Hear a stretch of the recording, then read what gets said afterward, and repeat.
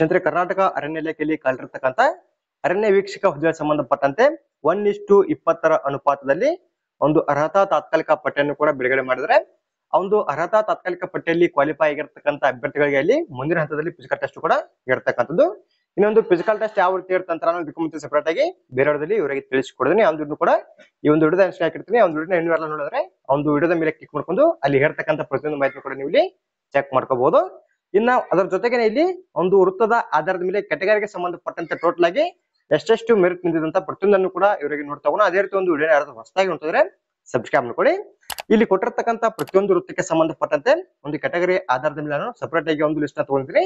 ಒಂದು ಲಿಸ್ಟ್ ಅಲ್ಲಿ ಕೊಟ್ಟಿರ್ತಕ್ಕಂಥ ಒಂದು ಮೆರಿಟ್ ನ ಬಗ್ಗೆ ನಾನು ಇವರಿಗೆ ತಿಳಿಸ್ಕೊಡ್ತಾ ಹೋಗ್ತೀನಿ. ಈಗ ಇಲ್ಲಿ ನೋಡಿ ನೀವು ಕರ್ನಾಟಕ ಅರಣ್ಯ ಇಲಾಖೆ ಇಲ್ಲಿ ಅರಣ್ಯ ವೀಕ್ಷಕ ಹುದ್ದೆಗೆ ಸಂಬಂಧಪಟ್ಟಂತೆ ತಾತ್ಕಾಲಿಕ ಅರ್ಹತಾ ಪಟ್ಟಿಯನ್ನು ಬಿಡುಗಡೆ ಮಾಡಿದ್ರೆ ಈ ಒಂದು ಹುದ್ದೆಗೆ ಸಂಬಂಧಪಟ್ಟಂತೆ ಇಲ್ಲಿ ನೋಡಿ ನೀವು ವೃತ್ತ ಮತ್ತು ವರ್ಗ ಅಥವಾ ಕೆಟಗರಿ ಆಧಾರದ ಮೇಲೆ ಎಷ್ಟೆಷ್ಟು ಮೆರಿಟ್ ನಿಂತಿದೆ ಅಂತ ಇವತ್ತಿನ ನೋಡಿದ್ರೆ ನಾವು ಪ್ರತಿಯೊಂದನ್ನು ಕೂಡ ಇವರಿಗೆ ನೋಡ್ತಗೊಂಡು ಈಗ ಇಲ್ಲಿ ಕೆಳಗಡೆ ನಾನು ಪ್ರತಿಯೊಂದು ವೃತ್ತದ ಸಂಬಂಧಪಟ್ಟಂತೆ ಇಲ್ಲಿ ಕೆಟಗರಿ ವೈಸ್ ಎಷ್ಟೆಷ್ಟು ಮೆರಿಟ್ ನಿಂತಿದೆ ಅಂತ ಪ್ರತಿಯೊಂದನ್ನು ಕೂಡ ಇಲ್ಲಿ ಇವರಿಗೆ ಕೆಳಗಡೆ ಕೊಟ್ಟಿದ್ದೀನಿ. ಇಲ್ಲಿ ಕೊಟ್ಟಿರ್ತಕ್ಕಂಥ ಒಂದು ಮಾಹಿತಿ ಬಗ್ಗೆ ಈಗ ಇವರಿಗೆ ನೋಡ್ತಗೋಣ. ಇಲ್ಲಿ ಮೊದಲೇ ನೋಡಿ ನೀವು ಇಲ್ಲಿ ಪ್ರತಿಯೊಂದು ವೃತ್ತಕ್ಕೆ ಸಂಬಂಧಪಟ್ಟಂತೆ ಇಲ್ಲಿ ಮೇಲ್ಗಡೆ ನಾನು ಕೆಟಗರಿ ಮತ್ತು ಒಂದು ವೃತ್ತಕ್ಕೆ ಸಂಬಂಧಪಟ್ಟಂತೆ ಟೋಟಲ್ ಆಗಿ ಎಷ್ಟೆಷ್ಟು ಹುದ್ದೆಗಳು ಅಂತ ಕೂಡ ಇಲ್ಲಿ ಕೆಳಗಡೆ ಮೆನ್ಷನ್ ಮಾಡಿದ್ದೀನಿ. ಇನ್ನ ಇಲ್ಲಿ ಮೊದಲೇದಾಗಿ ಧಾರವಾಡ ವೃತ್ತಕ್ಕೆ ಸಂಬಂಧಪಟ್ಟಂತೆ ಟೋಟಲ್ ಆಗಿ ಎಷ್ಟೆಷ್ಟು ಮೆರಿಟ್ ನಿಂತಿದೆ ಅಂತ ನೋಡ್ತಗೋಣ. ಅದಕ್ಕೂ ಮುಂಚೆ ಇಲ್ಲಿ 1:20 ಅನುಪಾತದಲ್ಲಿ ಅಂದ್ರೆ ಇಲ್ಲಿ ಒಂದು ಹುದ್ದೆಗೆ 20 ಅಭ್ಯರ್ಥಿಗಳಂತೆ ಈ ಒಂದು ಲಿಸ್ಟ್ ನವರು ಬಿಡುಗಡೆ ಮಾಡಿದ್ರೆ ಈಗಾಗಲೇ ನಾನು ಈ ಒಂದು ಅರ್ಹತಾ ಪಟ್ಟಿಯನ್ನು ಕೂಡ ನಮ್ಮ ಟೆಲಿಗ್ರಾಮ್ ಗ್ರೂಪ್ ಅಲ್ಲಿ ಹಾಕಿದ್ದೀನಿ. ಪ್ರತಿಯೊಂದು ವೃತ್ತಕ್ಕೆ ಸಂಬಂಧಪಟ್ಟಂತೆ ನೀವು ಯಾವ ಒಂದು ವೃತ್ತದಲ್ಲಿ ಕಲಿರ್ತಕ್ಕಂಥ ಹುದ್ದೆಗೆ ಸಂಬಂಧಪಟ್ಟಂತೆ ಅರ್ಜಿನ ಸಲ್ಲಿಸಿದ್ರಿ ಆ ಒಂದು ಲಿಸ್ಟ್ ಅನ್ನು ಡೌನ್ ಮಾಡ್ಕೊಂಡು ಅದರಲ್ಲಿ ನಿಮ್ಮ ನೇಮ್ ಇದೆ ಅಂತ ನೀವು ಚೆಕ್ ಮಾಡಬೇಕಾಗುತ್ತೆ. ಇನ್ನು ಎಷ್ಟೆಷ್ಟು ಮೆರಿಟ್ ಇದ್ದವರು ಕ್ವಾಲಿಫೈ ಆಗಿದಾರೆ ಅಂತ ಈಗ ನೋಡ್ತಗೊಂಡು ಒಂದು ವೃತ್ತದ ಆಧಾರದ ಮೇಲೆ ಇಲ್ಲಿ ಮೊದಲಾಗಿ ಧಾರವಾಡ ವೃತ್ತಕ್ಕೆ ಸಂಬಂಧಪಟ್ಟಂತೆ ಟೋಟಲ್ ಆಗಿ 7 ಹುದ್ದೆಗಳು ಖಾಲಿವೆ. ಇದು ಈ ಒಂದು ವೃತ್ತಕ್ಕೆ ಸಂಬಂಧಪಟ್ಟಂತೆ ಟೋಟಲ್ ಆಗಿ ಇಲ್ಲಿ 7 ಹುದ್ದೆಗಳು ಖಾಲಿ ಇರ್ತಕ್ಕಂಥದ್ದು. ಇನ್ನ ಒಂದು ಮೆರಿಟ್ ನ ಬಗ್ಗೆ ನೋಡ್ತಾ ಹೋದ್ರೆ ಇಲ್ಲಿ ಜನರಲ್ ಅಭ್ಯರ್ಥಿಗಳಲ್ಲಿ ಬರ್ತಕ್ಕಂಥ ಇತರೆಯವರಿಗೆ ಸಂಬಂಧಪಟ್ಟಂತೆ ಇಲ್ಲಿ 96.16 ಮೆರಿಟ್ ನಿಂತಿದೆ. ಇನ್ನು SC ಅವರಿಗೆ ಸಂಬಂಧಪಟ್ಟಂತೆ ಇದು ಕೂಡ ಇತರೆಯಲ್ಲಿ ಅಂದ್ರೆ ಇಲ್ಲಿ ಒಂದು ಮೀಸಲಾತಿ ಆಧಾರದ ಮೇಲೆ ಕೂಡ ಅವರು ಒಂದು ಮೆರಿಟ್ ಅನ್ನ ಇಲ್ಲಿ ಬಿಡುಗಡೆ ಮಾಡಿರ್ತಕ್ಕಂಥದ್ದು. ಇಲ್ಲಿ SC ಯಲ್ಲಿ ಬರ್ತಕ್ಕಂಥ ಇತರ ಅಭ್ಯರ್ಥಿ ಸಂಬಂಧಪಟ್ಟಂತೆ 92.32 ಒಂದು ಮೆರಿಟ್ ಅಲ್ಲಿ ನಿಂತಿದೆ. ಇನ್ನು ST ಅವರಿಗೆ ಸಂಬಂಧಪಟ್ಟಂತೆ ಇದು ಕೂಡ ಇತರೆಯಲ್ಲಿ ಇಲ್ಲಿ ನೋಡೋದು 92.64 ಅಂದ್ರೆ ಇಲ್ಲಿ ನೋಡೋದು ಇಲ್ಲಿ ಕೊಟ್ಟಿರ್ತಕ್ಕಂಥ ಒಂದು ಮೆರಿಟ್ ಬಗ್ಗೆ ಸರಿಯಾಗಿ ಚೆಕ್ ಮಾಡ್ಕೊಳ್ಳಿ. ಇದು ಎಲ್ಲವೂ ಕೂಡ ಧಾರವಾಡ ವೃತ್ತಕ್ಕೆ ಸಂಬಂಧಪಟ್ಟಂತೆ ಎಷ್ಟೆಷ್ಟು ಮೆರಿಟ್ ನಿಂತಿದೆ ಒಂದು ಕೆಟಗರಿ ಆಧಾರದ ಮೇಲೆ. ಇನ್ನು ಎರಡನೇದಾಗಿ ಶಿವಮೊಗ್ಗ ವೃತ್ತಕ್ಕೆ ಸಂಬಂಧಪಟ್ಟಂತೆ ಟೋಟಲ್ ಆಗಿ 30 ಹುದ್ದೆಗಳು ಖಾಲಿವೆ. ಇಲ್ಲಿ ನೋಡಿದ್ವು ಇದ್ರ ಬಗ್ಗೆ ನೀವು ಕರೆಕ್ಟ್ ಆಗಿ ಚೆಕ್ ಮಾಡ್ಕೊಳ್ಳಿ. ಇಲ್ಲಿ ಡೈರೆಕ್ಟ್ ಆಗಿ ಜನರ ಅಭ್ಯರ್ಥಿ ಸಂಬಂಧಪಟ್ಟಂತೆ ಮೊದಲಾಗಿ ಇಲ್ಲಿ ನೋಡಿದ್ವಿ ಕರೆಕ್ಟ್ ಆಗಿ ಚೆಕ್ ಮಾಡ್ಕೊಳ್ಳಿ. ಇಲ್ಲಿ 96.48 ಇದರಲ್ಲಿ ನಿಂತಿದೆ. ಇನ್ನು ಗ್ರಾಮೀಣ ಅಭ್ಯರ್ಥಿ ಸಂಬಂಧಪಟ್ಟಂತೆ ಅಂದ್ರೆ ಸಾಮಾನ್ಯ ಅಭ್ಯರ್ಥಿಗಳಿಗೆ ಬರ್ತಕ್ಕಂಥ ಗ್ರಾಮೀಣದವರಿಗೆ ಸಂಬಂಧಪಟ್ಟಂತೆ ಇಲ್ಲಿ 95.34 ಒಂದು ಮೆರಿಟ್ ನಿಂತಿದೆ. ಇನ್ನು ಇದಾದ್ಮೇಲೆ ಇಲ್ಲಿ PH ಅಭ್ಯರ್ಥಿ ಸಂಬಂಧಪಟ್ಟಂತೆ 33.88 ಇಲ್ಲಿ ಒಂದು ಮೆರಿಟ್ ಕೂಡ ನಿಂತಿರ್ತಕ್ಕಂಥದ್ದು. ಇದು ಜನರಲ್ ಅಭ್ಯರ್ಥಿ ಬರ್ತಕ್ಕಂಥ ಇಲ್ಲಿ ಮೀಸಲಾತಿ ಆಧಾರದ ಮೇಲೆ ಅವರು ಇಲ್ಲಿ ಕೊಟ್ಟಿರ್ತಕ್ಕಂಥ ಮೆರಿಟ್ ಅನ್ನು ನೀವು ಚೆಕ್ ಮಾಡಬೇಕಾಗುತ್ತೆ. ಇನ್ನು SC ಅವರಿಗೆ ಸಂಬಂಧಪಟ್ಟಂತೆ ಇಲ್ಲಿ ಇದರಲ್ಲಿ 92.93 ಅಂತ ಕೊಡಿದ್ರೆ ಇನ್ನು ಇದಾದ್ಮೇಲೆ ST ಅವರಿಗೆ ಸಂಬಂಧಪಟ್ಟಂತೆ ಇದರಲ್ಲಿ ಬರ್ತಕ್ಕಂಥ ST ಅಭ್ಯರ್ಥಿ ಸಂಬಂಧಪಟ್ಟಂತೆ ನೋಡಿದ್ವಿ 93.28 ಇದೆ. ಇನ್ನು ಇದಾದ್ಮೇಲೆ ಇಲ್ಲಿ ಕೆಳಗಡೆ ಕೊಟ್ಟಿರ್ತಕ್ಕಂಥ ಕಾಲಮ್ ಕರೆಕ್ಟ್ ಆಗಿ ಚೆಕ್ ಮಾಡ್ಕೊಳ್ಳಿ. ಇಲ್ಲಿ ST ಅಭ್ಯರ್ಥಿಗಳು ಬರ್ತಕ್ಕಂಥ ಸ್ಥಳೀಯ ಬುಡಕಟ್ಟು ಪರಿಶಿಷ್ಟ ಪಂಗಡ ಅಂತ ಬರ್ತಾರ ಆ ಒಂದು ಅಭ್ಯರ್ಥಿ ಸಂಬಂಧಪಟ್ಟಂತೆ ಇಲ್ಲಿ 74.34 ಮೆರಿಟ್ ಅಲ್ಲಿ ನಿಂತಿರ್ತಕ್ಕಂಥದ್ದು. ಇದು ಶಿವಮೊಗ್ಗ ವೃತ್ತಕ್ಕೆ ಸಂಬಂಧಪಟ್ಟಂತೆ ಮಾತ್ರ ಅಪ್ಲೈ ಆಗುತ್ತೆ. ಇನ್ನು ಪ್ರವರ್ಗ 1ಕ್ಕೆ ಸೇರಿದ ಅಭ್ಯರ್ಥಿ ಸಂಬಂಧಪಟ್ಟಂತೆ ಇಲ್ಲಿ ಇದರಲ್ಲಿ 94.24 ನಿಂತಿದೆ. ಇನ್ನು ಪ್ರವರ್ಗ 2 ಅವರಿಗೆ ಸಂಬಂಧಪಟ್ಟಂತೆ ಇಲ್ಲಿ 95.32 ಇಲ್ಲಿ ಮೆರಿಟ್ ಕೂಡ ನಿಂತಿರ್ತಕ್ಕಂಥದ್ದು. ಇದು ಕೂಡ ಇದರಲ್ಲಿ ನಿಂತಿರುವಂತದ್ದು. ಇನ್ನು ಇದಾದ್ಮೇಲೆ ಮಂಗಳೂರು ವೃತ್ತಕ್ಕೆ ಸಂಬಂಧಪಟ್ಟಂತೆ ಟೋಟಲ್ ಆಗಿ 20 ಹುದ್ದೆಗಳು ಖಾಲಿವೆ. ಕರೆಕ್ಟ್ ಆಗಿ ಚೆಕ್ ಮಾಡ್ಕೊಳ್ಳಿ. ಇನ್ನು ಇದಾದ್ಮೇಲೆ ಮೆರಿಟ್ ಬಗ್ಗೆ ನೋಡ್ತಿದ್ರೆ ಇಲ್ಲಿ ನೋಡಿದ್ವಿ ಜನರದವರಿಗೆ ಸಂಬಂಧಪಟ್ಟಂತೆ 94.24 ಇದು ಇದರಲ್ಲಿ. ಇನ್ನು ಇದಾದ್ಮೇಲೆ SC ಅವರಿಗೆ ಸಂಬಂಧಪಟ್ಟಂತೆ 90.56 ಇದು ಕೂಡ ಇದರಲ್ಲಿ. ಇನ್ನು ST ಯಲ್ಲಿ ಬರ್ತಕ್ಕಂಥ ಇತರ ಅಭ್ಯರ್ಥಿ ಸಂಬಂಧಪಟ್ಟಂತೆ 89.12 ಅಂದ್ರೆ ಇಲ್ಲಿ ಯಾವುದೇ ಮೀಸಲಾತಿಗಳ ಇರೋದಿಲ್ಲ, ಅದಕ್ಕೋಸ್ಕರ ಅವರು ಇತರ ಅಂತ ಇಲ್ಲಿ ಮೆನ್ಷನ್ ಮಾಡಿದ್ದಾರೆ.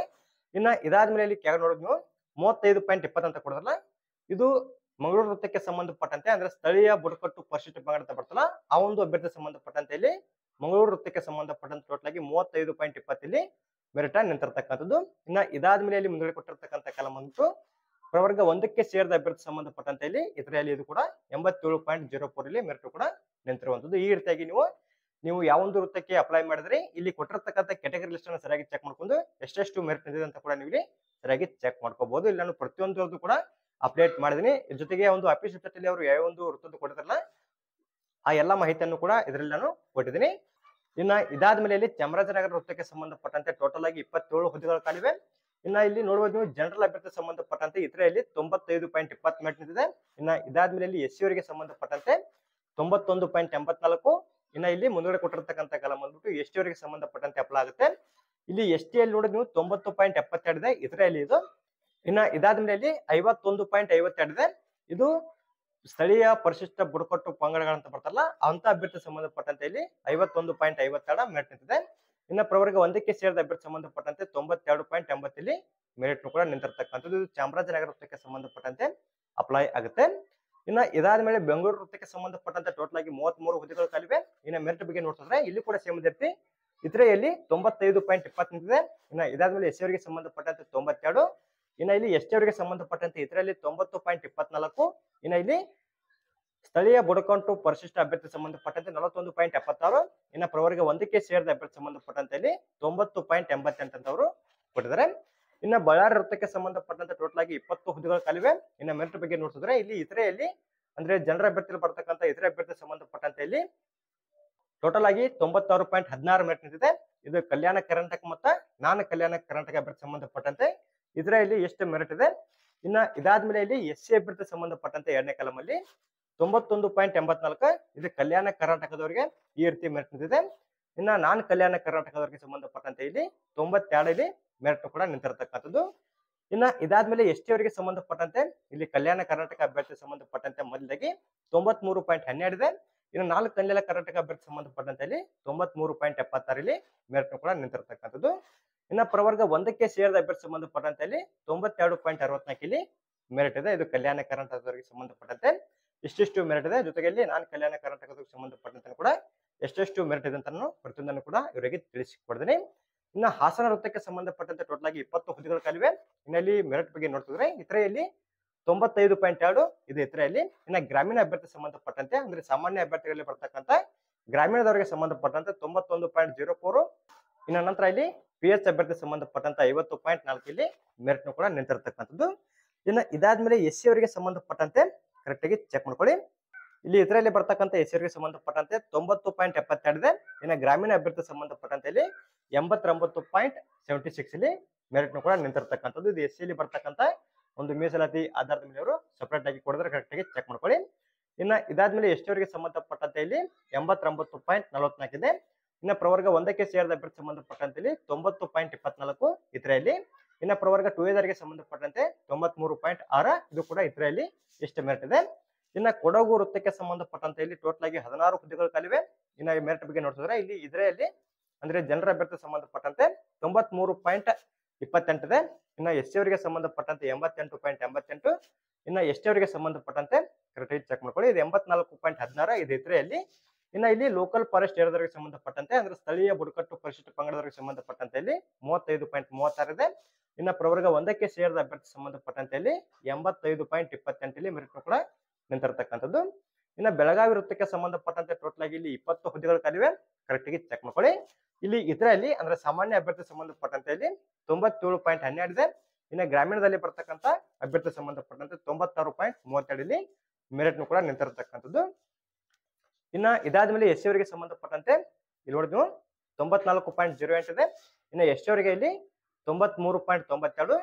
ಇನ್ನ ಇದಾದ್ಮೇಲೆ ಪ್ರವರ್ಗ ಒಂದಕ್ಕೆ ಸೇರಿದ ಅಭ್ಯರ್ಥಿ ಸಂಬಂಧಪಟ್ಟಂತೆ ಇಲ್ಲಿ 95.04. ಇನ್ನ ಪ್ರವರ್ಗ 2 ಗೆ ಸಂಬಂಧಪಟ್ಟಂತೆ ಇಲ್ಲಿ 96.16 ಇಲ್ಲಿ ಮೆರಿಟ್ ಕೂಡ ನಿಂತಿರ್ತಕ್ಕಂಥದ್ದು. ಇಲ್ಲಿ ಕೊಟ್ಟಿರ್ತಕ್ಕಂಥ ಪ್ರತಿಯೊಂದು ಕೂಡ ಇತರೆ ಇಲ್ಲಿ ಇಷ್ಟಿಷ್ಟು ಮೆರಿಟ್ ನಿಂತಿದೆ. ಅಂದ್ರೆ ಇಲ್ಲಿ ಯಾವುದೇ ರೀತಿಯಾದಂತಹ ಒಂದು ಮೀಸಲಾತಿ ಆಧಾರದ ಮೇಲೆ ಹುದ್ದೆಗಳು ಖಾಲಿ ಇದ್ದಿದ್ದಿಲ್ಲ. ಅದಕ್ಕೋಸ್ಕರ ಅವರು ಡೈರೆಕ್ಟ್ ಆಗಿ ಇಲ್ಲಿ ಇತರೆಯಲ್ಲಿ ಇಷ್ಟು ಮೆರಿಟ್ ಅನ್ನ ಕೊಟ್ಟಿದ್ದಾರೆ.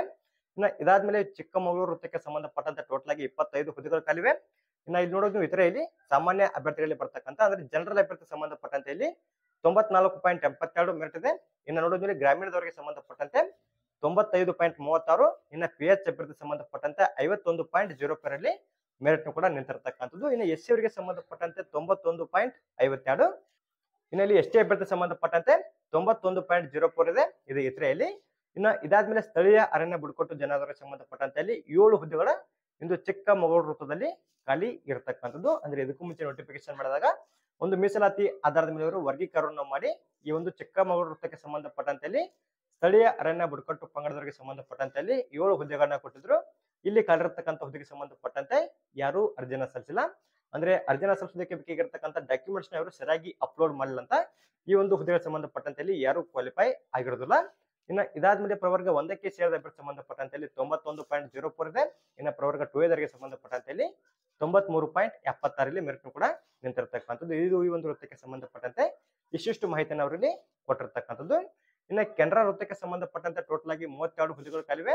ಇನ್ನ ಇಲ್ಲಿ ಇತರೆ ನೋಡಿದ್ವಿ ಸಾಮಾನ್ಯ ಅಭ್ಯರ್ಥಿ ಸಂಬಂಧಪಟ್ಟಂತೆ ಜನರಲ್ ಕ್ಯಾಂಡಿಡೇಟ್ಗಳಲ್ಲಿ 95.52 ಮೆರಿಟ್ ಇದೆ. ಇನ್ನ ಇಲ್ಲಿ ಗ್ರಾಮೀಣದಲ್ಲಿ ಬರ್ತಕ್ಕಂಥ ಜನರಲ್ ಅವರಿಗೆ ಸಂಬಂಧಪಟ್ಟಂತೆ 97.44 ಇದೆ. ಇನ್ನ ಎಸ್ಸಿ ಅವರಿಗೆ ಸಂಬಂಧಪಟ್ಟಂತೆ 92. ಇನ್ನ ಎಸ್ಟಿ ಅವರಿಗೆ ಸಂಬಂಧಪಟ್ಟಂತೆ ಇಲ್ಲಿ 90.88. ಇನ್ನ ಲೋಕಲ್ ಫಾರೆಸ್ಟ್ ಏರಿಯಾ ಅಂದ್ರೆ ಇಲ್ಲಿ ಸ್ಥಳೀಯ ಬುಡಕಟ್ಟು ಪರಿಶಿಷ್ಟ ಪಂಗಡದವರಿಗೆ ಸಂಬಂಧಪಟ್ಟಂತೆ 53.76 ಇಲ್ಲಿ ಮೆರಿಟ್ ಕೂಡ ನಿಂತಿರ್ತಕ್ಕಂಥದ್ದು. ಇನ್ನ ಪ್ರವರ್ಗ 1ಕ್ಕೆ ಸೇರಿದ ಅಭ್ಯರ್ಥಿ ಸಂಬಂಧಪಟ್ಟಂತೆ 93.44. ಇನ್ನ ಪ್ರವರ್ಗ 2 ಇದರಿಗೆ ಸಂಬಂಧಪಟ್ಟಂತೆ 95.20 ಇಲ್ಲಿ ಮೆರಿಟ್ ಕೂಡ ನಿಂತಿರ್ತಕ್ಕಂಥದ್ದು.